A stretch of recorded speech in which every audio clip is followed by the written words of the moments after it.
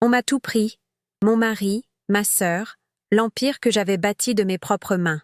Ils pensaient à m'avoir brisé, mais ils ont oublié un détail crucial. C'est moi qui avais dessiné les plans de leur prison. Si cette histoire vous intrigue, abonnez-vous et dites-moi depuis quel coin du monde vous m'écoutez. Avant la chute, ma vie était une œuvre d'art, une symphonie architecturale dont J était le maître des œuvres silencieux. Hélène Lefebvre, le génie créatif derrière l'empire immobilier. Lefebvre-Beaumont. Mon mari, Julien, en était le visage charismatique, le chef d'orchestre qui captait la lumière pendant que je travaillais dans l'ombre, heureuse de lui offrir la scène. Je croyais notre partenariat aussi solide que les fondations de nos gratte-ciel, notre amour aussi pur que les lignes de mes créations. Je lui avais confié les clés du royaume, non seulement les finances et la stratégie, mais aussi mes rêves les plus profonds. Pour moi, il n'était pas seulement mon mari, il était le gardien de mon héritage, l'autre moitié de mon âme. Quelle folie de croire qu'une structure si parfaite ne pouvait pas avoir de failles. Notre hôtel particulier dans le 16e arrondissement était le symbole de cette illusion. Chaque pièce, chaque couloir, chaque baie vitrée était une déclaration d'amour que j'avais conçue moi-même, un sanctuaire pour notre bonheur. C'est là que j'avais accueilli ma jeune sœur, Chloé, lui offrant une place dans notre entreprise et dans notre vie. Je la voyais comme une âme un peu perdue, éblouie par notre succès, et je me sentais investie d'une mission protectrice. Je lui avais ouvert ma maison, mon cœur, sans jamais déceler le poison de la jalousie qui grandissait dans son ombre. Ma confiance était aveugle, absolue. Je me délectais de mon rôle de pilier invisible, la femme forte qui permettait à ceux qu'elle aimait de briller. J était tellement occupé à construire leur monde que je n'ai pas vu qu'ils étaient en train de saper les fondations du mien, pierre par pierre, mensonge par mensonge, avec une patience et une cruauté que je n'aurais jamais pu imaginer. Le son de la fête, des rires étouffés et du tintement des verres, me parvenait comme un écho d'un monde qui n'était plus le mien. Je me suis retirée, non pas en larmes, mais dans un silence assourdissant, un vide glacial où le choc avait anesthésié la douleur. Chaque pas dans les couloirs de ma propre maison était une torture. J'avais dessiné ces murs, choisi la chaleur du parquet, l'angle exact de la lumière qui tombait des hautes fenêtres. C était un sanctuaire que j'avais bâti pour notre amour. Et ce soir, il était devenu ma prison, le théâtre de mon humiliation publique. L'image de Julien, son sourire si froid et si maîtrisé, et celle de Chloé, ma sœur, assise à ma place, se superposèrent dans mon esprit. Mais au-delà de la trahison charnelle, un détail minuscule et terrifiant criait plus fort que tout le reste, la broche qu'elle portait. Ce N n'était pas un simple adultère. C était un couronnement, et je venais d'assister à ma propre déchéance. Enfermée à double tour dans mon bureau, le sanctuaire de ma créativité, j'ai laissé le masque de la femme stoïque tomber. La douleur a déferlé, une vague brûlante qui menaçait de tout emporter. Mais l'architecte en moi a refusé de se noyer. Mon esprit, entraîné à voir la structure derrière la façade, s'est focalisé sur cette broche, la rose des vents en argent. Je l'avais conçue moi-même, un symbole pour les 5 membres fondateurs du conseil d'administration de notre projet le plus ambitieux, la Tour Zénith. 5 exemplaires uniques, forgés pour les visionnaires, et conservés dans le coffre-fort personnel de Julien. Comment Chloé, qui n'occupait qu'un poste de complaisance dans l'entreprise, pouvait-elle en porter une? La question a balayé le chagrin. Ce N n'était pas un cadeau d'amant. C était un insigne de pouvoir, une déclaration. Ils ne se contentaient pas de me tromper. Ils étaient en train de me remplacer, de me voler non seulement mon mari, mais aussi mon héritage, mon âme. Alors que les heures s'écoulaient, une clarté terrifiante a percé le brouillard de ma peine. Ils s'attendaient à ce que je m'effondre. Ils voulèrent des cris, des accusations, un scandale public qui me dépeindrait comme une épouse hystérique et émotionnellement instable. Ce serait la justification parfaite pour m'écarter, pour prendre le contrôle total de Lefebvre-Beaumont au nom de ma prétendue fragilité. Leur plan était cruel, mais il reposait sur une hypothèse erronée, que J était fragile. Ils avaient oublié qui J était. Je ne suis pas seulement une artiste. Je suis une bâtisseuse. Je comprends les points de pression, les failles structurelles et les fondations. Et dans leur arrogance, ils m'avaient révélé la faille béante de leur propre complot. À cet instant, Une décision a été prise. Je leur donnerai la performance qu'ils désiraient. Je jouerai le rôle de la femme brisée, anéantie. Et dans l'ombre de cette fausse défaite, l'architecte commencerait à dessiner les plans de leur destruction. La maison, mon chef d'œuvre, est devenue mon arme.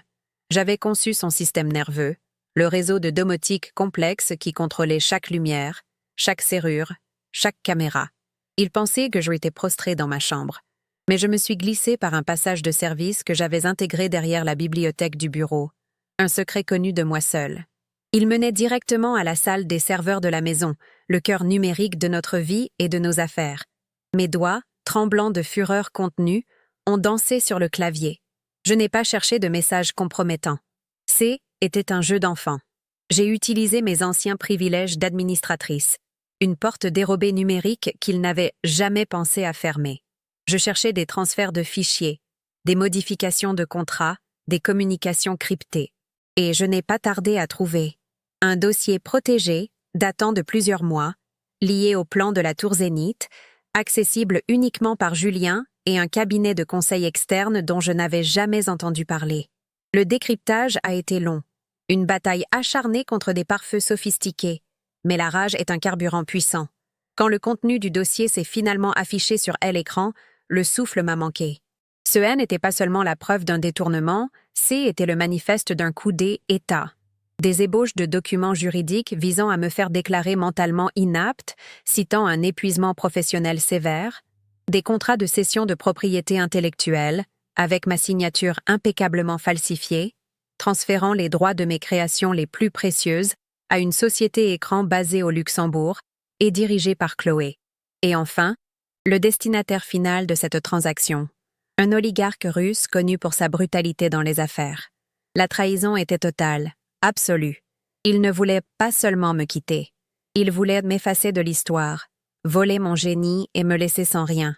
À cet instant, la femme blessée est morte, et l'impératrice s'est éveillée. La guerre était déclarée. Devant l'écran, le tumulte de mon cœur s'est apaisé, remplacé par un silence de cathédrale. La douleur, si vive quelques instants auparavant, a été cautérisée par la pureté glaciale de leur trahison. Ce N était plus une affaire de cœur brisé, mais une équation mathématique. Les contrats falsifiés, la société écran au nom de ma propre sœur, le pion russe attendant dans l'ombre, chaque pièce du puzzle s'emboîtait avec une logique implacable. Ils n'avaient pas seulement poignardé une épouse ou une sœur, ils avaient tenté d'assassiner une créatrice pour voler son âme. À cet instant, Hélène Lefebvre, la femme aimante et aveugle, a été démolie jusqu'à ses fondations. Mais sur les ruines encore fumantes de cette illusion, une nouvelle structure a commencé à s'élever, froide, précise et indestructible. La peine était un luxe que je ne pouvais plus me permettre. La guerre, elle, était une nécessité. Leur plan, dans sa cruelle simplicité, m'est apparu. Ils attendaient mes larmes, mes cris, un scandale public qui me dépeindrait comme une femme hystérique, émotionnellement instable. Une confrontation directe, une accusation passionnée, voilà ce qu'ils désiraient. Ce serait la justification parfaite pour invoquer ma prétendue fragilité, pour me faire écarter par le conseil d'administration avec une pitié condescendante. Ils avaient bâti leur stratégie sur une seule et unique hypothèse, que J était une artiste. Une âme guidée par émotion et non par la raison. Ils avaient admiré mes créations, mais n'avaient jamais compris l'esprit qui les avait conçues. Un architecte ne voit pas seulement la beauté, il voit la structure, les points de pression, les failles, et leur plus grande faille, leur arrogance, était de croire que la femme qui avait dessiné des empires ne saurait pas dessiner leur chute. Alors, j'ai pris ma décision. Une décision dénuée de toute chaleur, aussi tranchante qu'une lame de verre. Je leur offrirai la performance de leur vie. Je serai la femme brisée qu'ils attendaient. Mon chagrin deviendrait mon camouflage. Ma vulnérabilité apparente serait mon armure. Ils me verraient tant pleurer dans les couloirs de ma propre maison. Ils entendraient les rumeurs de ma dépression. Ils se délecteraient de ma défaite supposée. Et pendant qu'ils célébreraient leur victoire facile, enivrés par leur propre génie machiavélique, je deviendrais un fantôme dans les murs que j'avais moi-même érigés. Dans l'ombre de leur mépris, l'architecte commencerait à travailler sur son dernier projet. Non pas une tour de verre et d'acier, mais une cage. Une cage parfaitement conçue, sur mesure, dont ils ne soupçonneraient l'existence que lorsque la porte se refermerait définitivement sur eux. J'ai éteint l'écran, laissant le bureau dans une obscurité presque totale. J'ai pris plusieurs respirations profondes, non pour me calmer, mais pour me composer. J'ai exercé chaque muscle de mon visage pour qu'il traduise l'abattement.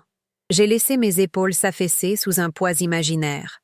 En ouvrant la porte, je n'étais plus l'impératrice qui venait de déclarer la guerre, mais la reine déchue, exilée dans son propre royaume. Mon premier pas dans le couloir était le premier acte de ma pièce. Julien et Chloé pensaient assister à une tragédie. Ils ne comprenaient pas qu'ils n'étaient pas les spectateurs, mais les sujets d'une étude structurelle. Je n'allais pas les détruire dans une explosion de colère. J'allais les déconstruire, méthodiquement, pièce par pièce, jusqu'à ce qu'il ne reste plus rien d'autre que les fondations pourries de leur ambition.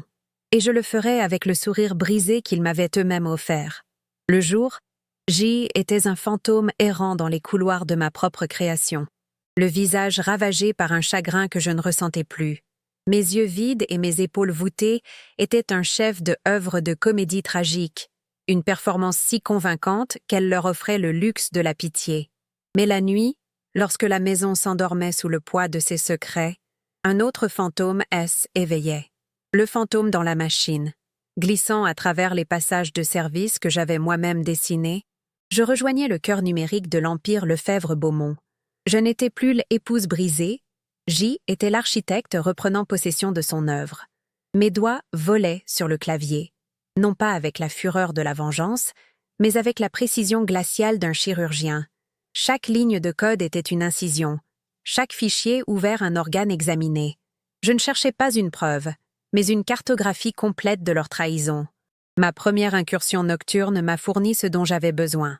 Une anomalie, une seule transaction, un virement d'un montant insignifiant vers une société de conseil inconnue, mais dont la structure de routage était anormalement complexe. Était le fil d'Ariane que j'attendais. Le lendemain matin, j'ai demandé à voir Marc Fournier, le directeur de la comptabilité. Je l'avais recruté des années auparavant, non pour son ambition, mais pour son mépris absolu de l'ambiguïté. Était un homme de chiffres, un puriste que le charme glissant de Julien avait toujours rendu mal à l'aise. Je ne lui ai pas raconté mon drame personnel. Je lui ai simplement présenté l'impression de cette transaction. « Marc », ai-je dit, ma voix jouant la partition de la confusion et de l'inquiétude. « Je ne comprends pas cette dépense. Pouvez-vous éclairer ?» Je n'ai rien demandé de plus. J'ai simplement posé la question et j'ai observé son visage, attendant de voir si l'intégrité que j'avais décelée en lui était aussi solide que je l'espérais. Marc a étudié le document pendant un long moment, son front plissé par la concentration. Il n'a pas vu une épouse inquiète, mais une incohérence mathématique, une offense à la logique de sa profession. Il a levé les yeux vers moi, et pour la première fois, j'ai vu la méfiance qu'il portait à Julien se cristalliser en une certitude. « Hélène » a-t-il commencé, sa voix basse et prudente. « Ce n'est pas la première fois que je vois ce genre de structure. Je n'ai jamais eu de motif pour creuser plus loin. Était tout ce dont j'avais besoin. » J'ai alors partagé avec lui une version édulcorée de la vérité, des soupçons de mauvaise gestion, une crainte pour l'avenir de l'entreprise que nous avions bâtie. Je lui ai offert une cause. Pas une vendetta. L'intégrité, pas la pitié. Ce jour-là, dans le silence de mon ancien bureau, j'ai gagné mon plus précieux allié. Marc Fournier est devenu mes yeux et mes oreilles au cœur de la forteresse financière de Julien, un soldat loyal dans une guerre dont il ne connaissait pas encore toute l'étendue. Notre première offensive fut chirurgicale et anonyme. Grâce aux accès de Marc, nous avons cartographié le labyrinthe de sociétés écrans basées au Luxembourg, toutes sous le contrôle nominal de Chloé. Elle se croyait une femme d'affaires avisée, mais Helena était qu'une marionnette signant des documents qu'elle ne comprenait pas. Nous n'avons pas sonné l'alarme. Au contraire, nous avons utilisé une méthode bien plus subtile. J'ai rédigé une note anonyme, formulée dans le jargon fiscal le plus technique, et l'ai envoyée depuis un cybercafé à l'autre bout de Paris aux autorités fiscales luxembourgeoises. La note ne contenait aucune accusation, seulement une série de questions très pointues sur la conformité d'une de leurs sociétés. Nous n'avions pas allumé un incendie. Nous avions simplement introduit une étincelle dans une poudrière bureaucratique. La machine administrative, lente mais implacable, ferait le reste. Il ne nous restait plus qu'à observer. Les premiers signes de panique chez Chloé furent délicieux à observer. Je la voyais passer des appels urgents dans le jardin, le visage blême, sa gestuelle trahissant une agitation qu'elle tentait de dissimuler. Elle, qui paradait avec sa broche comme un insigne de conquête, était maintenant aux prises avec des formulaires fiscaux et des demandes de clarification qu'elle était incapable de gérer. Lors d'un dîner, je l'ai entendue chuchoter avec rage à Julien « Tu m'avais dit que tout était en ordre. Je reçois des lettres en allemand et en français. Je n'y comprends rien. » Julien, de son côté, la balayait d'un revers de main, la traitant d'incompétente, incapable de voir la menace. Leur arrogance était leur plus grande faiblesse. Ils étaient si convaincus de leur supériorité intellectuelle qu'ils ne pouvaient imaginer une attaque. Ils voyaient un problème administratif, là où je voyais le premier domino de leur chute commencer à vaciller. Pendant que Chloé se débattait avec la bureaucratie, j'ai tourné mon attention vers Julien. Son talon d'Achille était son ego, son besoin viscéral d'apparaître comme un génie infaillible. Ma guerre contre lui serait psychologique. La veille d'une réunion cruciale avec des investisseurs japonais, j'ai utilisé mes accès administrateurs pour pénétrer le serveur central. Je n'ai pas détruit sa présentation. C'eût été trop grossier. J'ai fait bien pire. J'ai subtilement altéré les données financières dans les diapositives, inversant des chiffres, modifiant des pourcentages de croissance en légère baisse. Des erreurs infimes, impossibles à détecter lors d'une relecture rapide, mais qui, une fois présentées, le feraient passer pour un amateur négligent. Je voulais détruire non pas son travail, mais sa crédibilité, la seule chose qu'il avait vraiment construite lui-même. Le retour de Julien ce soir-là fut une tempête de fureur contenue. Je l'ai entendu hurler au téléphone sur le chef du département informatique, l'accusant d'incompétence et de sabotage. Il était humilié devant nos plus importants partenaires. Son aura de contrôle et de maîtrise était fissurée. Il a passé la nuit à essayer de comprendre ce qui était passé, mais son orgueil l'aveuglait. Pour lui, était forcément une défaillance technique, un accident. L'idée que quelqu'un puisse jouer avec lui à ce niveau, dans son propre système, était inconcevable. Cette arrogance était mon meilleur bouclier. Il cherchait un bug dans le système, sans comprendre que le bug était moi. Chaque échec qu'il ne pouvait expliquer augmentait sa frustration et sa paranoïa, le rendant plus imprudent et plus brutal avec son entourage. Le moment était venu de planter la graine de la discorde. Ils étaient tous les deux sous pression, vulnérables. Avec l'aide de Marc, nous avons orchestré ce que j'ai appelé la transaction fantôme. Nous avons initié un petit virement depuis l'une de leurs sociétés écran principales vers un compte nouvellement créé, dont le nom était une anagramme subtile du nom de jeune fille de Chloé. L'opération était conçue pour être invisible pour elle, mais nous avons fait en sorte que l'alerte de notification de transaction soit envoyée exclusivement sur le téléphone personnel et crypté de Julien. Était une manœuvre délicate, un coup de scalpel numérique. Je n'avais pas besoin de preuves. Je n'avais besoin que de l'ombre d'un doute pour que leur alliance, bâtie sur la cupidité, commence à se ronger de l'intérieur. Cette nuit-là, les murs de ma maison, équipés des micros que j'avais fait installer des années auparavant sous prétexte de sécurité, m'ont offert le son de leur implosion. « Tu te serres dans la caisse derrière mon dos ?» La voix de Julien était un sifflement venimeux. La réponse de Chloé était un mélange de panique et d'indignation sincère. « De quoi tu parles ? C'est toi qui attires l'attention avec tes erreurs. Je passe mes journées à répondre à des avocats fiscalistes à cause de ta négligence. » Ils s'accusaient mutuellement, chacun convaincu que l'autre était le maillon faible, ou pire, un traître. La confiance, ce ciment fragile de leur complot, venait de se fissurer. Julien commençait à se demander si sa maîtresse, N, était pas plus ambitieuse que prévu. Et Chloé commençait à voir Julien non plus comme un amant puissant, mais comme un risque ambulant qui allait les entraîner tous les deux dans sa chute. Alors que leur paranoïa grandissait, Marc et moi avons continué à creuser. Et c'est là que nous l'avons trouvé. Un nom, revenant sans cesse dans les communications cryptées et les registres de transactions les plus profonds, Vassili Orlov, un oligarque russe connu pour sa méthode de prise de contrôle hostile, un prédateur qui ne laissait que des carcasses d'entreprises dans son sillage. Mon sang se glaça. Ce N était plus un simple vol de propriété intellectuelle. Était une liquidation organisée. Julien ne vendait pas seulement mes créations. Il livrait l'intégralité de notre empire, clés en main, à l'un des hommes les plus dangereux du monde des affaires. La trahison de mon mari et de ma sœur Anne était que le premier acte d'une pièce bien plus sombre et bien plus violente. La découverte suivante fut encore plus terrifiante. En croisant les données bancaires avec des informations extraites de l'ordinateur personnel de Julien, Marc a mis au jour la vérité, une dette de jeu colossale. Julien ne traitait pas avec Orlov en tant que partenaire, mais en tant que débiteur désespéré. L'oligarque N n'était pas un acheteur. C était un créancier qui venait réclamer son dû, et la date butoir pour le remboursement coïncidait précisément avec la soirée de gala pour l'inauguration de la Tour Zénith, mon chef d'œuvre. S'il ne livrait pas les codes de transfert de toute ma propriété intellectuelle ce soir-là, Orlov ne se contenterait pas de le ruiner. Il saisirait l'entreprise tout entière en vertu de garanties que Julien avait frauduleusement signées en mon nom. La partie venait de changer. Je ne jouais plus pour récupérer mon dû. Je jouais pour survivre. Un frisson glacial parcourut mon échine. Une peur pure et primale que je n'avais pas ressentie depuis le début. Ce haine n'était plus une guerre contre deux traîtres avides. C'était une course contre la montre face à un syndicat du crime organisé déguisé en fonds d'investissement. L'idée de tout abandonner, de disparaître, a traversé mon esprit comme un éclair. Mais l'architecte en moi a refusé de céder. Un problème complexe n'est qu'une invitation à concevoir une solution plus élégante. La peur ne m'a pas paralysée, elle m'a concentrée. Si le risque était l'anéantissement total, alors ma réponse devait être d'une précision absolue.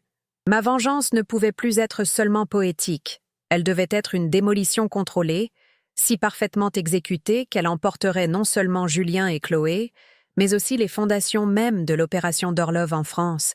Mon plan initial, qui consistait à les exposer, semblait maintenant d'une naïveté dérisoire. Je devais changer d'échelle. La soirée de gala ne serait plus une simple révélation publique. Elle deviendrait un piège. Un piège à plusieurs niveaux conçu pour capturer non seulement le couple de traîtres, mais aussi les lieutenants d'Orlov qui seraient sans aucun doute présents pour superviser la transaction finale. Je devais les amener à se trahir les uns les autres, en direct, devant les médias, les investisseurs et les autorités. Mon objectif, N, était plus de les détruire, mais de les pousser à s'annihiler mutuellement, à révéler la pourriture de leur alliance sous les projecteurs les plus brillants que Paris puisse offrir. La tour Zénith, symbole de leur triomphe supposé, allait devenir leur tombeau de verre et d'acier. Pour cela, il me manquait la pièce maîtresse, la preuve irréfutable qu'ils iraient tout ensemble. Je savais que Julien, dans sa panique croissante, commettrait une erreur. J'ai utilisé ma connaissance du système de ventilation de la maison pour placer un micro-miniature dans son bureau privé, un endroit qu'il pensait inviolable. Pendant 2 jours, je n'ai entendu que des accès de rage et des mensonges. Puis, la veille du gala, il a passé l'appel. Un appel désespéré à l'un des hommes de main d'Orlov. J'ai enregistré chaque mot, sa promesse de livrer les codes, sa tentative pathétique de négocier, et surtout, son offre de sacrifier Chloé, de la présenter comme la seule cerveau de l'opération, en échange de sa propre survie. J'avais capturé l'essence de sa lâcheté. C était le clou final de leur cercueil, et j'allais le marteler moi-même. Le jour du gala est arrivé. L'air dans la maison était électrique, saturé de la tension entre Julien et Chloé. Ils évitaient, échangeant des regards chargés de mépris et de suspicion, chacun convaincu que l'autre était sur le point de le trahir. Ils étaient si absorbés par leur propre drame, par la paranoïa que j'avais si soigneusement cultivée, qu'ils ne me voyaient même plus. J était redevenu un meuble, une ombre silencieuse. Alors que je me préparais, choisissant une robe d'une simplicité tranchante, je sentais un calme absolu m'envahir. La femme brisée s'apprêtait à quitter la scène. Ce soir, ils attendaient une victime. Ils allaient en faire face à un architecte. La performance était terminée. Le chef d'œuvre de leur destruction était sur le point de commencer et j'allais savourer chaque instant de l'inauguration. La tour Zénith, mon chef d'œuvre. La date de son inauguration, autrefois promesse d'un couronnement, était devenue un compte à rebours vers l'anéantissement. 72 heures. Ce n'était plus le temps qu'il me restait pour peaufiner ma vengeance, mais le temps qu'il me restait pour survivre. La découverte de la dette de Julien envers Vassili Orlov avait radicalement transformé l'échiquier. Je n'étais plus la joueuse invisible déplaçant ses pièces dans l'ombre. J'y étais devenue une cible, un obstacle à éliminer avant la transaction finale. La peur, froide et pure, aurait dû me paralyser. Mais un architecte ne recule pas devant une contrainte structurelle. Il l'intègre dans son design. Cette nouvelle menace, N, n'était pas une complication. C était une clarification. Ma vengeance ne pouvait plus être subtile. Elle devait être absolue. Une démolition si complète qu'elle ne laisserait aucune pierre debout, ni pour Julien, ni pour Chloé, ni pour l'oligarque qui les tenait en laisse. Le changement dans l'atmosphère de la maison fut immédiat et palpable. La paranoïa qui couvait entre Julien et Chloé s'est transformée en une peur électrique, une terreur qui suintait des murs. Julien, qui se pavanait autrefois comme le maître des lieux, se déplaçait désormais comme une bête traquée. Ses appels téléphoniques se faisaient à voix basse, dans des pièces verrouillées, mais je n'avais plus besoin de micro pour en deviner la teneur. Je le voyais sur les caméras de sécurité, le visage blême, passant une main tremblante sur son front en sueur. Il n'était plus le manipulateur suave et confiant. Il était un homme au bord du précipice. Et les hommes désespérés sont les plus dangereux. Il ne cherchait plus à me déposséder. Il cherchait à m'effacer, à faire de moi une variable inexistante dans sa terrible équation de survie. Chloé, de son côté, était aveugle au véritable danger.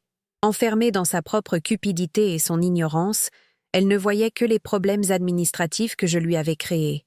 Pour elle, la menace était un audit fiscal, pas un syndicat du crime.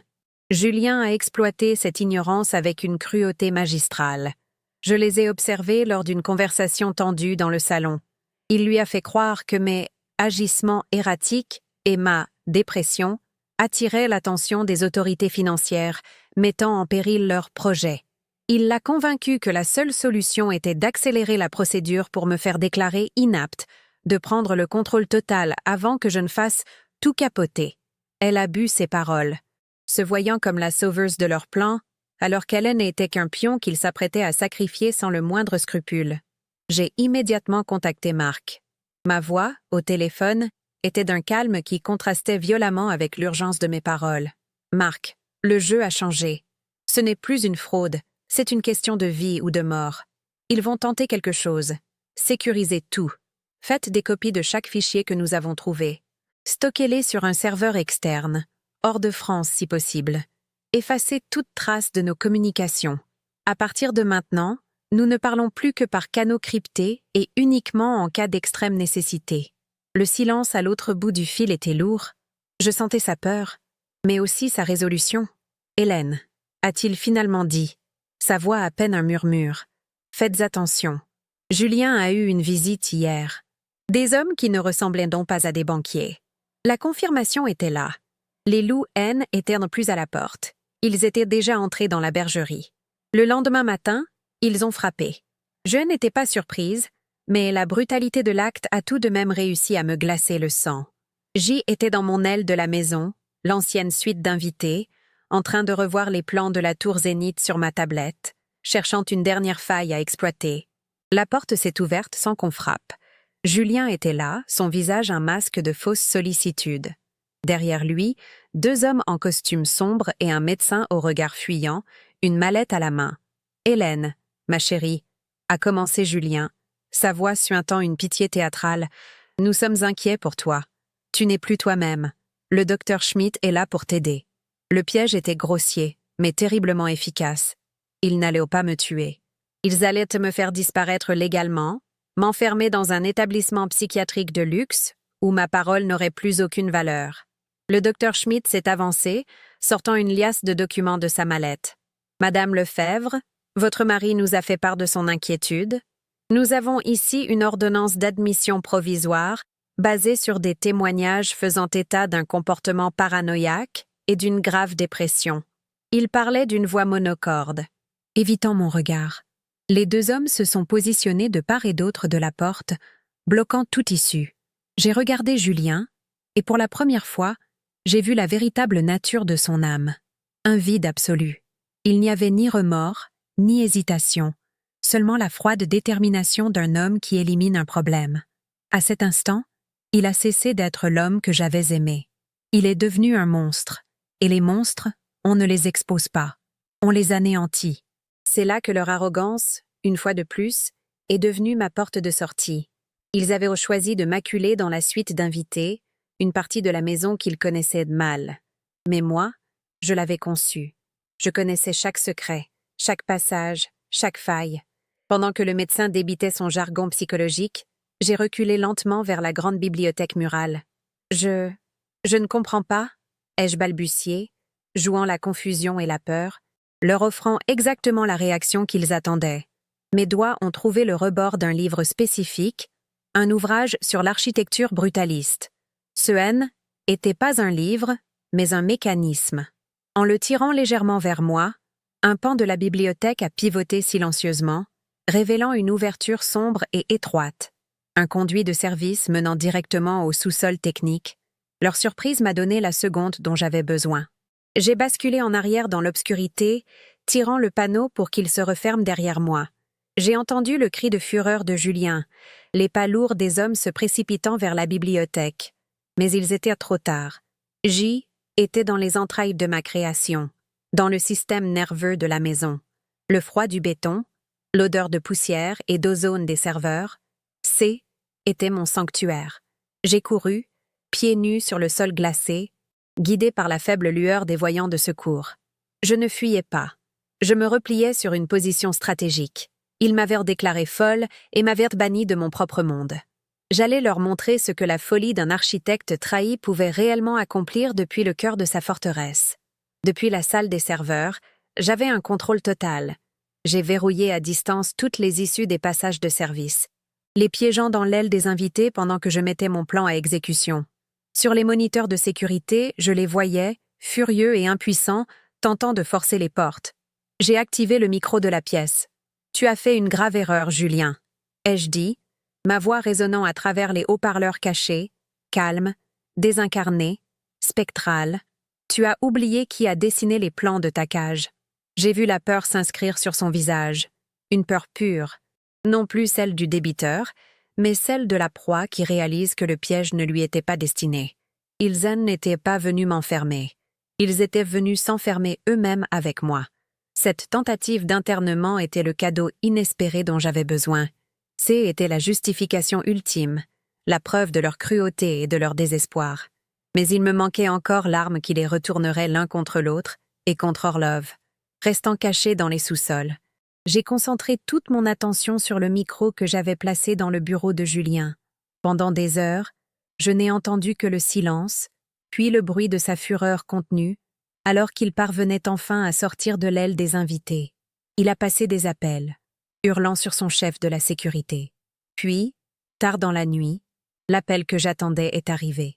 La voix à l'autre bout était calme, avec un accent slave à peine perceptible. C était l'un des hommes d'Orlov. Julien était pathétique. Sa voix, autrefois si assurée, n'était qu'un filet de supplication. « J'ai tout sous contrôle », a-t-il menti. Juste un petit contretemps. Hélène est instable. Elle a disparu. Mais j'aurai les codes pour le gala, je vous le jure. Il y eut un silence glacial à l'autre bout de la ligne. Puis la voix slave a répondu, chaque mot tombant comme une pierre tombale. Vassili n'aime pas les contretemps. Ni les hommes qui ne contrôlent pas leurs femmes. La panique a fait craquer la voix de Julien. Ce n'est pas ma faute, c'est Chloé. C'est elle qui a attiré l'attention avec sa gestion stupide des comptes au Luxembourg. Elle est le problème. Laissez-moi vous livrer les codes et vous pourrez vous débarrasser d'elle. Elle ne vaut rien. Elle n'a jamais rien valu. J'ai fermé les yeux, une sensation de triomphe glacial m'envahissant. Je l'avais. L'enregistrement de sa trahison ultime. L'arme de destruction massive qui allait faire imploser leur alliance au moment crucial. J'ai passé les dernières 48 heures dans les entrailles de la maison, un fantôme dans la machine, invisible et omniscient. J'ai dormi par intermittence sur un vieux fauteuil dans une salle de contrôle désaffectée, me nourrissant de barres énergétiques que j'avais cachées là des années auparavant en cas de panne de courant majeur. Mon esprit était plus clair que jamais. Le chagrin, la colère, la peur, tout avait été brûlé, ne laissant qu'une détermination pure comme du carbone. J était devenue l'incarnation de ma propre architecture, froide, fonctionnelle et sans la moindre fioriture émotionnelle. Chaque action était calculée. Chaque commande que je tapais sur mon terminal était un pas de plus vers leur anéantissement. Marc était mon seul lien avec le monde extérieur. Je lui ai envoyé l'enregistrement de Julien, crypté et accompagné d'instructions précises. Intègre ceci dans la présentation du gala. Séquence finale. Après l'épreuve financière et les images de Chloé avec les hommes d'Orlov, ce sera le coup de grâce. Sa réponse fut quasi instantanée. Un seul mot. Reçu. Il ne posait plus de questions. Il avait compris que nous avions franchi un point de non-retour. Hélène était plus un comptable intègre aidant sa patronne, il était le soldat d'une guerre clandestine, et il exécutait les ordres avec une loyauté sans faille. Notre alliance, née de la méfiance envers Julien, était solidifiée dans le creuset du danger. Pendant ce temps, à l'étage, le chaos régnait. Julien, convaincu que j'avais fui la propriété, avait lancé une chasse à l'homme discrète, utilisant ses contacts pour me retrouver avant le gala. Il ne pouvait pas se permettre que j'apparaisse et que je fasse une scène. Chloé, de son côté, était terrorisée par sa fureur et son comportement erratique. Je les entendais se disputer à travers les micros de la maison. Elle l'accusait de la mettre en danger. Il la traitait d'idiote incompétente. Leur alliance, bâtie sur le sable mouvant de la cupidité, s'effondrait sous la pression. Ils étaient tellement occupés à se déchirer mutuellement qu'ils ne voyaient pas la fosse qu'ils creusaient pour eux-mêmes. La veille du gala, j'ai orchestré ma dernière manœuvre de sabotage psychologique. J'ai utilisé le système de domotique pour créer des « fantômes » dans la maison. Les lumières s'allumaient et elles s'éteignaient dans des pièces vides. Des murmures, des extraits de mes conversations passées avec Julien sur notre amour et nos rêves, étaient diffusés à très faible volume par les haut-parleurs de son bureau. J'ai programmé le système de projection holographique du grand salon, un gadget qu'il adorait montrer, pour qu'il affiche pendant une fraction de seconde mon visage dans l'obscurité d'un couloir. Je ne voulais pas leur faire peur. Je voulais les rendre fous, les pousser à douter de leur propre santé mentale, à les faire arriver au gala dans un état de paranoïa et de épuisement extrême. Le matin du gala, un silence de mort régnait dans la maison. Julien et Chloé se préparaient chacun de leur côté, comme deux combattants avant un duel. Ils ne se parlaient plus. Leurs visages, que j'observais sur les moniteurs, étaient tirés, cernés. Ils se préparaient pour ce qu'ils croyaient être leur triomphe final, la conclusion de leur plan magistral. Ils allèrent monter sur la scène de mon chef-d'œuvre, la tour Zénith, pour réclamer leur victoire. Ils ne savaient pas qu'ils ne se rendaient pas à un couronnement, mais à une exécution publique, et que l'architecte de leur prison était aussi devenu leur bourreau. Je me suis préparée dans le silence de mon refuge souterrain. Je n'avais pas de robe de soirée, pas de bijoux. Je portais un simple ensemble noir, fonctionnel, presque une tenue de combat. J'ai vérifié une dernière fois les systèmes. Marc était en position, à l'extérieur, prêt à lancer la séquence sur mon signal. Les fichiers étaient chargés. Les autorités, grâce à une plainte anonyme que j'avais déposée via un service sécurisé, avaient été alertées d'une possible fraude à grande échelle lors de l'événement et seraient présentes, discrètement. Toutes les pièces étaient en place. L'architecte avait terminé ses plans. Il était temps pour la reine déchue de remonter sur scène. Non pas pour réclamer son trône, mais pour mettre le feu au royaume. Le soir du gala, la tour Zénith scintillait dans la nuit parisienne. Un phare de verre et d'acier, mon plus grand accomplissement. Je suis arrivée non pas par l'entrée principale, mais par les accès de service du sous-sol, utilisant des plans que moi seule connaissais. Je me suis faufilée jusqu'à la régie technique, un nid des écrans et de consoles surplombant la grande salle de réception. D'en haut, je pouvais tout voir. Le gratin de la finance et de l'immobilier, les journalistes, les politiciens. Et au milieu de cette foule, Julien et Chloé, rayonnant de fausses assurances, trinquant à leur succès imminent. Ils étaient les rois de la fête, ignorant que la guillotine était déjà en train de s'abaisser. Je les ai observés, savourant l'ironie dramatique de la situation. Ils se tenaient au pied de mon œuvre, une structure conçue pour résister aux vents les plus violents, aux séismes les plus puissants, un symbole de permanence et de force. Et ils étaient sur le point de être brisés, anéantis par la femme même qui lui avait donné vie. Ils avaient voulu voler mon héritage, mais ils n'avaient pas compris que mon véritable héritage n'était pas dans la pierre ou l'acier. Il était dans la structure, dans la logique, dans la capacité à voir le plan d'ensemble. Et le plan que j'avais conçu pour eux était sans faille. Chloé est montée sur scène la première, récitant un discours fade et appris par cœur sur l'avenir de Lefebvre-Beaumont. Elle portait la fameuse broche en forme de rose des vents, non plus comme un insigne de pouvoir, mais comme une cible. Puis, ce fut le tour de Julien. Il s'est avancé sous les applaudissements, le sourire carnassier de l'homme qui a tout gagné. Il s'est placé au pupitre, l'immense écran haute définition derrière lui, attendant de projeter sa gloire. Il a levé sa coupe de champagne. « À l'avenir », a-t-il proclamé. J'ai souri dans l'ombre de la régie. J'ai pris mon micro et j'ai murmuré un seul mot à Marc. Maintenant, l'avenir, pour eux, venait de s'arrêter. L'escalade désespérée de Julien, sa tentative de me briser et de m'effacer, avait été sa plus grande erreur. En me poussant dans mes derniers retranchements, il m'avait libérée de toute retenue. La femme que j'y étais, celle qui aurait pu se contenter d'une vengeance légale et financière, était morte dans ce couloir de service. Celle qui restait était une force de la nature, une architecte de la ruine. Il avait transformé notre conflit en une lutte pour la survie, et dans une telle lutte, il n'y a pas de place pour la pitié. Il voulait une guerre totale. Il allait la voir. La chute de la maison Beaumont n'allait pas être une simple faillite. Ce serait une démolition contrôlée, spectaculaire et inoubliable. Le visage triomphant de Julien, projeté sur l'écran géant, attendait le début de la présentation vidéo de la tour. Il était au sommet de son monde, le prédateur savourant sa victoire. Il ne savait pas que la cage venait de se refermer. Dans la régie, mon doigt planait au-dessus du bouton qui allait déclencher le chaos. J'ai repensé à tout ce qu'il m'avait pris. Mon amour, ma confiance, ma sœur, ma place. Ils pensèrent m'avoir laissé sans rien. Ils avaient tort. Ils m'avaient laissé la seule chose dont j'avais besoin. Une raison de démolir leur monde jusqu'à la dernière fondation. Et j'allais le faire avec le même soin méticuleux que j'avais mis à le construire.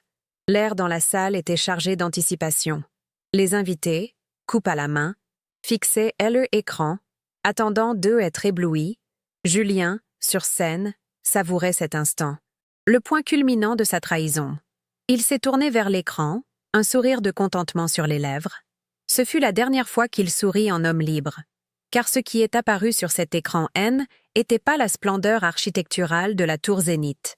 C était le premier chapitre de sa descente aux enfers, projeté en 40 pieds de haut pour que le monde entier puisse le voir. Le spectacle pouvait commencer. Je n'était plus caché. Je suis sortie de l'ombre de la régie pour me tenir au balcon, bien en vue. Je voulais qu'il me voie. Je voulais que Julien croise mon regard au moment précis où son monde s'effondrerait. Je voulais qu'il sache que ce N n'était pas le destin, ni la malchance, ni un ennemi inconnu qui le détruisait. C était moi, Hélène Lefebvre, l'architecte, la femme qu'il avait sous-estimée, la créatrice qui, après avoir bâti des empires, avait découvert un talent bien plus satisfaisant, celui de concevoir des ruines. Et les siennes allaient être magnifiques.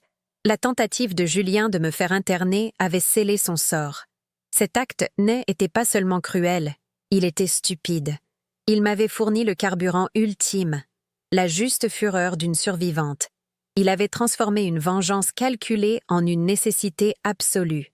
En essayant de m'enfermer, il avait libéré quelque chose de bien plus dangereux, une femme qui n'avait absolument plus rien à perdre et tout à reprendre. Il pensait m'avoir poussé au bord du gouffre, sans réaliser que c'est du bord du gouffre que l'on a la meilleure vue sur la façon de tout faire s'effondrer. Les hommes d'Orlov étaient dans la salle, au premier rang, leurs visages impassibles comme des statues de pierre. Ils étaient en venus chercher leur dû pour assister au transfert de propriété qui ferait d'eux les maîtres de mon empire. Ils se croyaient les prédateurs ultimes dans cette jungle de béton et d'acier. Quelle douce ironie de savoir qu'ils n'étaient que des invités de marque à leur propre défaite, des spectateurs involontaires du piège que j'avais également tendu pour eux. Ma vengeance n'était pas un missile à tête unique, était une charge à fragmentation, conçue pour épargner personne. Chloé, à côté de la scène, regardait Julien avec des yeux brillants d'admiration et de triomphe. Elle se voyait déjà co-dirigeante, la nouvelle reine. Elle tenait fermement sa coupe, le symbole de sa victoire. Dans quelques instants, cette coupe se briserait, tout comme ses illusions. Elle allait découvrir qu'elle n'avait jamais été une partenaire, mais un simple outil. un bouclier humain que son amant était prêt à jeter au loup sans la moindre hésitation. Sa trahison envers moi était née de la jalousie. Sa punition serait de découvrir qu'elle n'avait jamais été assez importante pour être autre chose qu'un dommage collatéral. Mon cœur ne battait pas plus vite. Mon souffle était régulier. Une sérénité étrange m'habitait. La sérénité de l'ingénieur qui regarde la séquence de démolition qu'il a programmée se dérouler exactement comme prévu. Il n'y avait plus de place pour l'émotion. Chaque étape avait été pensée. Chaque conséquence anticipée. C était une symphonie de destruction. Et j'en étais le chef d'orchestre. Julien a levé son verre, et dans cet instant suspendu, j'ai donné le signal. Le premier domino allait tomber. La musique s'est arrêtée. Les lumières de la salle ont baissé, ne laissant que Julien, seul sous un projecteur, et l'écran géant derrière lui. Le silence était total, absolu. C'était le silence qui précède l'avalanche, le calme avant la tempête. Et dans ce silence, j'ai senti le pouvoir. Pas le pouvoir de l'argent ou du statut qu'ils avaient essayé de me voler, mais le pouvoir de la vérité, une vérité que j'allais déchaîner avec une force cataclysmique. Ils avaient voulu m'effacer. J'allais les graver dans l'histoire comme l'exemple même de l'arrogance punie. Vous aimez cette histoire? Laissez un like et abonnez-vous à la chaîne. Nous continuons maintenant avec la vidéo. Mon regard a croisé celui de Julien à travers la salle. Il m'a vu, et pendant une fraction de seconde, son sourire a vacillé. La confusion, puis une lueur de compréhension et de peur pure ont traversé ses yeux. Il a compris, trop tard. Il a ouvert la bouche pour dire quelque chose, pour arrêter ce qui était inévitable, mais aucun son n'est sorti. Il n'était plus qu'un acteur sur ma scène, et son rôle était terminé. L'écran derrière lui s'est allumé, non pas avec des images de la tour, mais avec la première page de ses livres de contes de jeux secrets. Le spectacle commençait. Je suis resté sur le balcon, immobile, une ombre surplombant le chaos qui allait se déchaîner. J était le fantôme qu'ils avaient créé, revenu les hanter. Ils avaient voulu prendre ma place, mon nom, mon héritage, mais ils avaient oublié une règle fondamentale de l'architecture. On ne peut pas construire quelque chose de nouveau et de solide sur des fondations pourries. Et leurs fondations, bâties sur le mensonge, la trahison et la cupidité, étaient sur le point de s'effondrer de la manière la plus spectaculaire qui soit. L'escalade avait atteint son paroxysme. De la trahison intime à la fraude d'entreprise, puis à la menace physique et à la tentative d'internement, ils avaient franchi toutes les limites. Chaque pas qu'ils avaient fait pour me détruire n'avait fait que renforcer ma résolution et justifier la radicalité de ma réponse. Ils avaient transformé cela en une guerre sans règles, et dans une telle guerre, la seule issue acceptable est la victoire totale. La survie N était plus suffisante. Il fallait éradication. Le premier murmure a parcouru la foule alors que les chiffres de la dette de Julien s'affichaient en lettres capitales à écran. C était le son que j'attendais. Le son d'un empire qui commence à se fissurer. Julien s'est retourné, son visage décomposé par l'horreur. Chloé le regardait, la bouche bée, l'incompréhension totale se peignant sur ses traits. Les hommes d'Orlov, eux, n'ont pas bougé, mais leurs yeux se sont durcis, devenant des éclats de glace. La pièce était en place.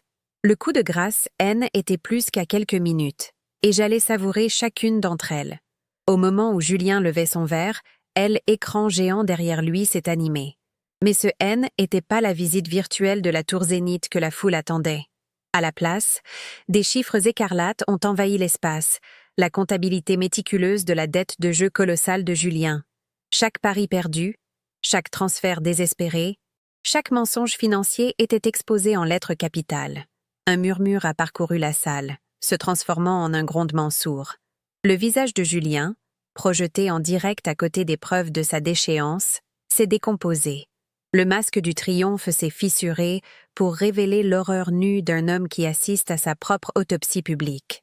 Depuis mon perchoir, je l'observais, non avec haine, mais avec la satisfaction détachée d'un ingénieur voyant la première charge de démolition frapper sa cible avec une précision parfaite. La première poutre de son empire venait de céder.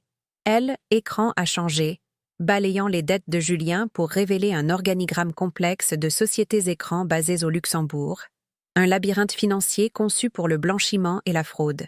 Et au centre de cette toile d'araignée, un nom revenait sans cesse, souligné en rouge, Chloé Lefebvre.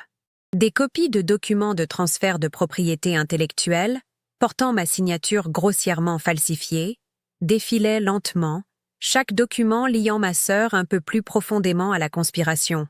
J'ai vu son visage se vider de tout son sang. Elle a secoué la tête, balbutiant des dénégations que personne ne pouvait entendre. Elle regardait Julien, cherchant de l'aide, mais il ne la voyait plus. Il était piégé dans son propre cauchemar.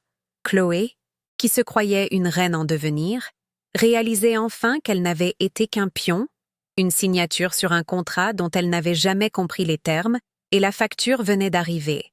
Le spectacle est ensuite devenu plus intime, plus cruel.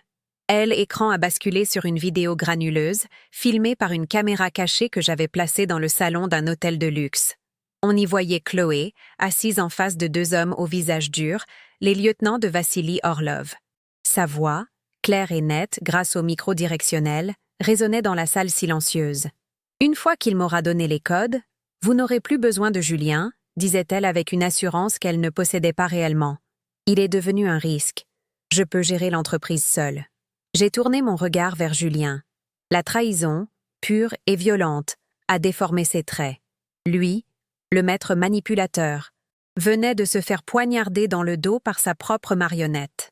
Leur alliance, née de la cupidité, mourait sous les projecteurs, dévorée par la même ambition égoïste qui l'avait créée. Puis, vint le coup de grâce. La vidéo s'est coupée, remplacée par un écran noir. Et dans le silence de mort, une voix a retenti. La voix de Julien. L'enregistrement de son appel paniqué à l'un des hommes d'Orlov. Sa supplication pathétique, sa promesse de livrer les codes. Et enfin, la trahison ultime. « Ce n'est pas ma faute, c'est Chloé, c'est elle qui a attiré l'attention. Laissez-moi vous livrer les codes, et vous pourrez vous débarrasser d'elle. Elle ne vaut rien. » Chaque mot était un clou enfoncé dans le cercueil de leur relation. L'enregistrement s'est terminé, laissant un écho de lâcheté suspendu dans l'air. Personne n'applaudissait. Personne ne bougeait. Ils venaient d'assister à la dissection complète de deux âmes pourries. Et le spectacle était à la fois hypnotique et révoltant. La démolition était presque terminée. La rupture fut instantanée et sauvage. Oubliant la foule, les caméras, la dignité, Julien et Chloé se sont retournés l'un contre l'autre sur scène. « Espèce de traître !» a hurlé Chloé, sa voix brisée par l'hystérie. « Tu allais me livrer à eux !» Julien, le visage tordu par la rage et la peur, a répliqué « Et toi, tu complotais pour me doubler depuis le début ? Petite idiote arriviste !»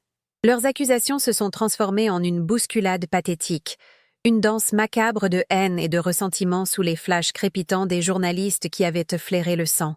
Je les ai regardés s'entre-déchirer et j'ai ressenti un calme glacial. Je n'avais même pas eu à les pousser. J'avais simplement allumé la lumière et les cafards S étaient précipités les uns sur les autres dans leur panique aveugle. Ils avaient eux-mêmes orchestré leur propre destruction. Au premier rang, les deux hommes d'Orlov se sont levés, leurs visages impassibles, mais leurs yeux trahissant une urgence glaciale. Leur couverture était grillée, l'opération compromise. Leur seul instinct était de disparaître. Ils se sont dirigés vers les sorties, se déplaçant avec une efficacité prédatrice. Mais alors qu'ils atteignaient les portes, ils se sont arrêtés net. Des silhouettes sombres et officielles bloquaient le passage. Des agents de la police financière et des services de renseignement intérieur.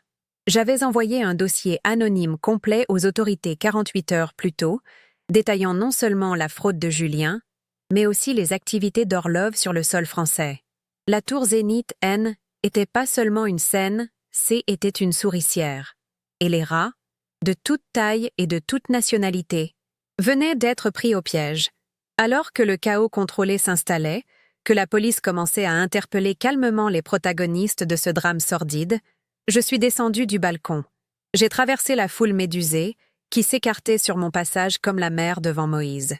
Je suis montée sur la scène, non pas celle de leur humiliation, mais la mienne.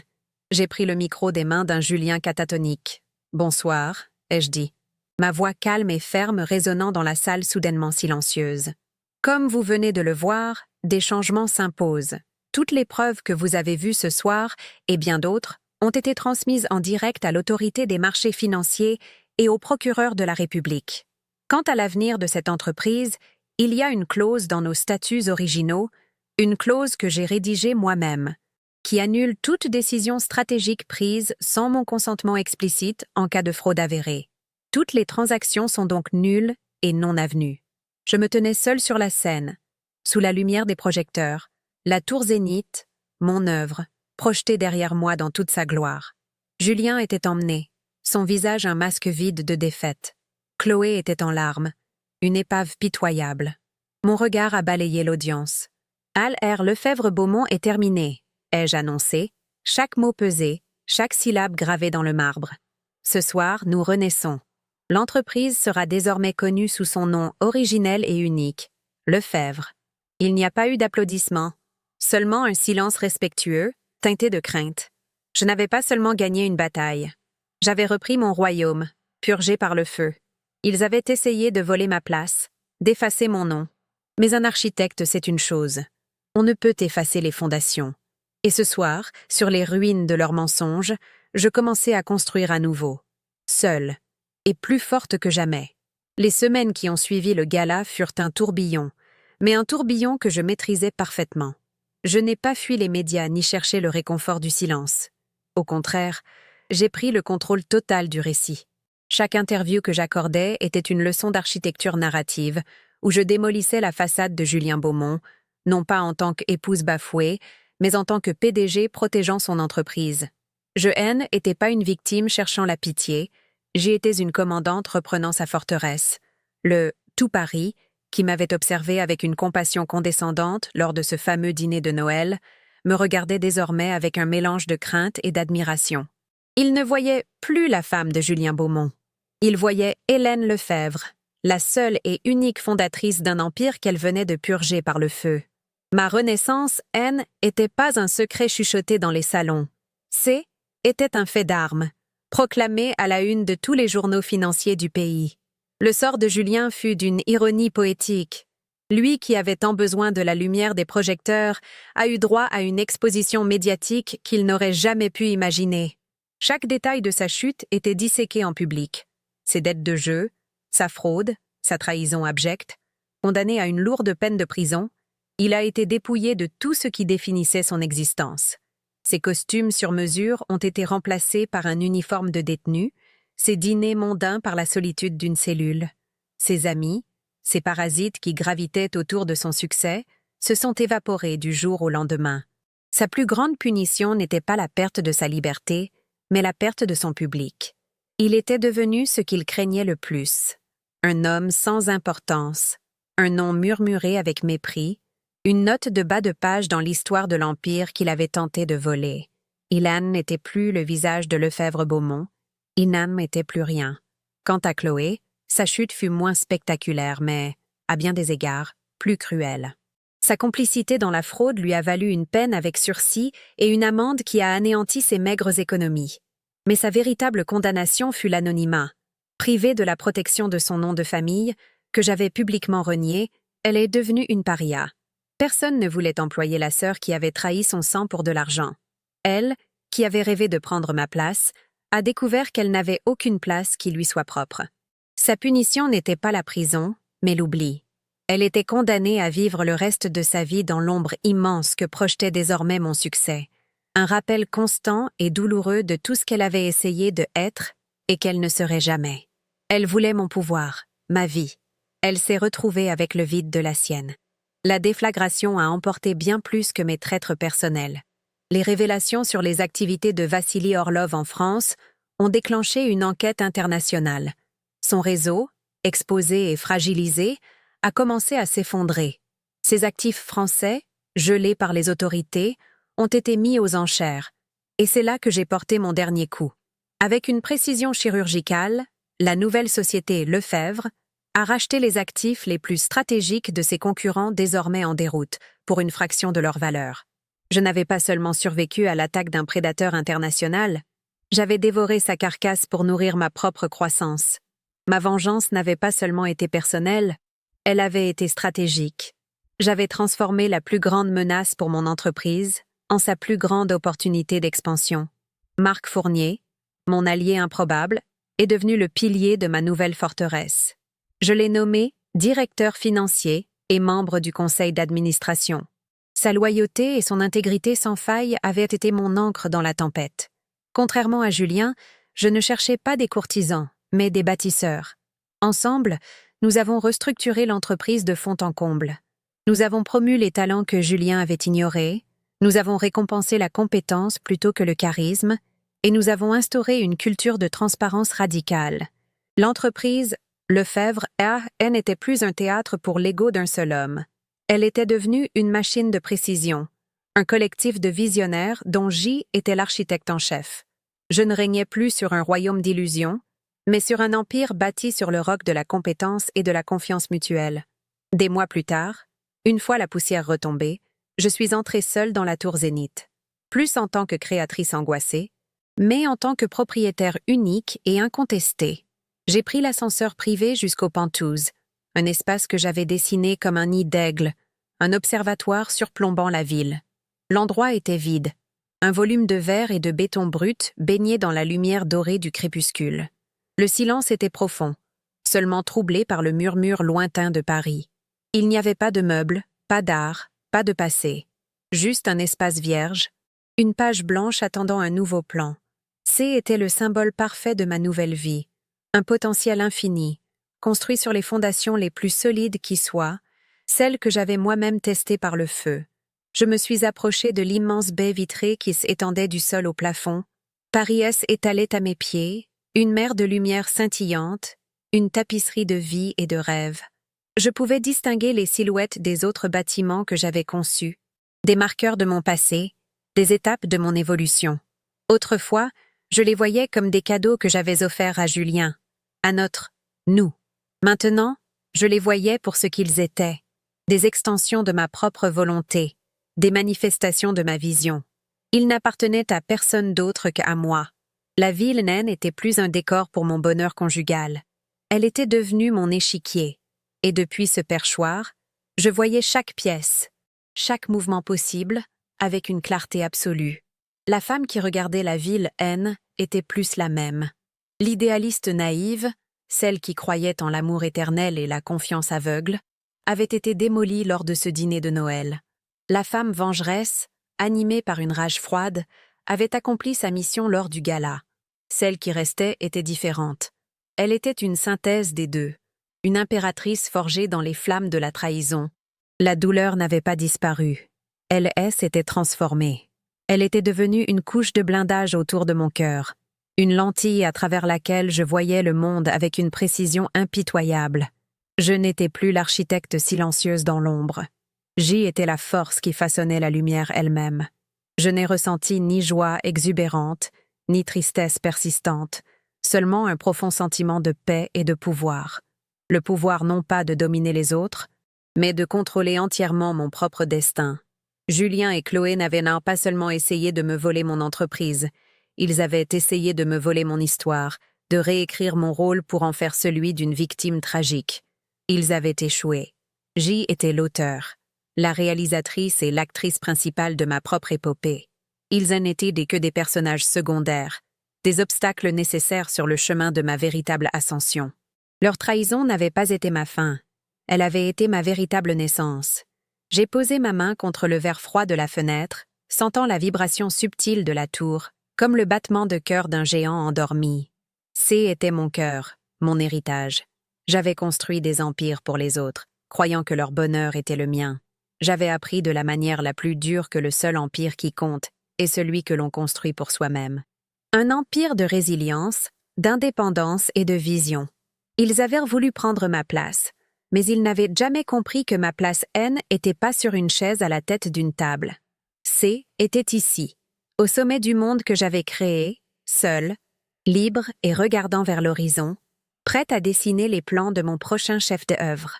Ils pensèrent m'avoir enterré, mais ils ne savaient pas que J était une graine. En me brisant, ils n'ont fait que me planter plus profondément dans la terre de ma propre force. Et de ces ruines, j'ai fleuri, plus forte et plus résiliente que jamais. Ma vengeance n'était pas la fin de l'histoire. C était le début d'un règne bâti non pas sur l'illusion de l'amour, mais sur la certitude de ma propre valeur. Ils avaient voulu une reine faible qu'ils pouvaient contrôler. Ils ont créé une impératrice, et une impératrice n'oublie jamais. J'espère que cette histoire vous a inspiré. Chaque trahison peut être la fondation d'une forteresse plus grande, si nous osons en être l'architecte. Si vous avez apprécié mon parcours, n'oubliez pas de vous abonner et de cliquer sur la cloche pour ne manquer aucune nouvelle histoire. Commentez ci-dessous avec le mot « Empire » si vous êtes prêt à construire le vôtre. Merci de m'avoir écouté.